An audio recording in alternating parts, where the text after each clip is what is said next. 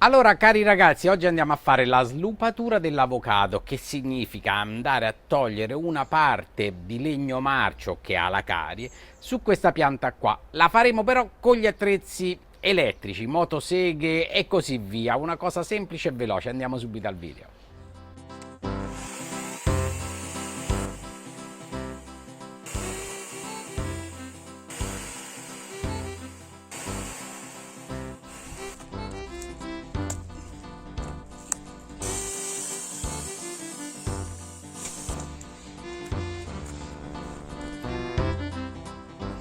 Quando il taglio è completamente pulito e rifilato nei bordi, andiamo a passare il rame. Quindi un pennello, immergiamo il pennello nel rame, spennelliamo tutto ben bene, mi raccomando.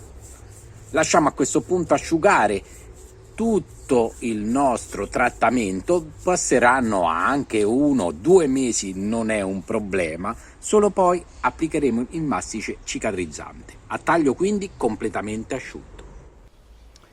Il mastice cicatrizzante utilizzate tranquillamente questo per potature e per innesti. Io tolgo la parte del tappino e con un bel pennello lo imbratto all'interno, raccolgo il mastice e poi inizio a passarlo su tutta la parte lavorata. In questo modo qua, non lesinate, datelo in modo abbondante, ci proteggerà tranquillamente dalle piogge e dalle intemperie il nostro taglio.